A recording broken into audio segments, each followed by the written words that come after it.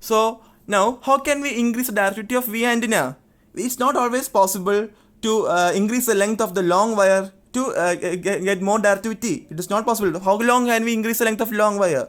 So we had to use two ways, consecutive steps to increase the directivity of V antenna. First, we had to connect multiple elements. See, we have use multiple V antennas.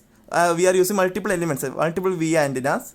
And second, terminate all the long wires with matched load impedance. So we can increase. So by these two steps, we can increase directivity.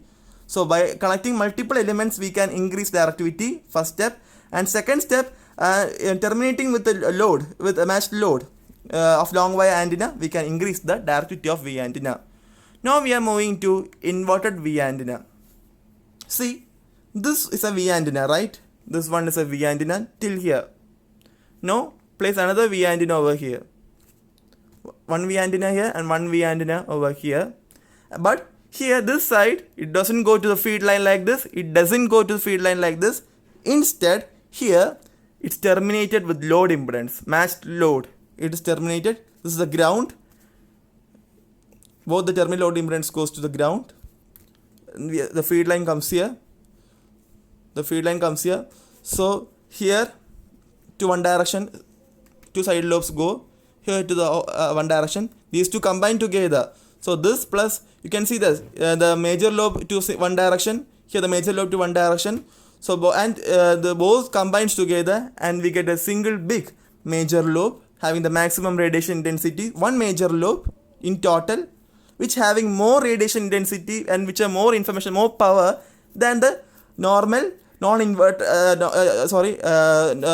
the normal and non-resonant V antenna.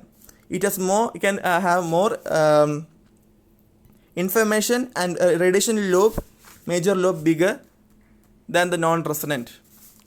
So now what are the disadvantages of V antenna? Radiation pattern will have many minor lobes. Okay, have you seen a radiation pattern is having many minor lobes?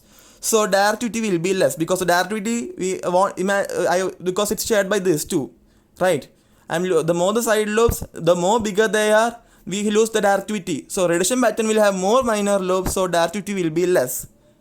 Second point, these lobes result in horizontally polarized waves. Transmitted in some direction. Thus, inverted V antenna will receive horizontally polarized waves from these directions. Okay, the thing is these minor lobes, those are horizontally polarized, and because of that it radiates and receives false signals which is horizontally polarized. The thing is very simple. They receive signals from the horizontally polarized too, which are horizontally polarized. So what happens, because they receive signals which are horizontally polarized, they receive false signals. Now the third point is high side lobes exist. Yeah, so first point is there exist many side lobes, and the third point is the high side lobes exist. Okay, I told it earlier. And second point is because they accept the horizontally polarized waves, what will happen? Because they accept horizontally polarized waves, it receives false signals. Now the advantages of V antenna. It is easy to construct and they are cheap. See, you see the structure, right? It's very easy. It's a V structure giving to the feed line. Two long wires are placed like this and they are given to the feed line. So it is easy to construct and they are cheap. I think better word than using the word cheap is inexpensive. So write inexpensive. It is easy to construct. They are inexpensive. They are useful in high frequency band. It offers greater gain. Yeah, you saw it. It offers better gain and directivity than long wire antenna, right? So it offers greater gain and directivity when length of each leg or wire is increased. See, we know that when the length of each wire is increased, we can get more directivity and gain. But it's not recommended that we have to always increase the length. Why? We can increase it by using the more number of elements, more number of V antennas, and then what should we do? We have to terminate the load impedance, terminate the ends of the V antenna with load with matched load.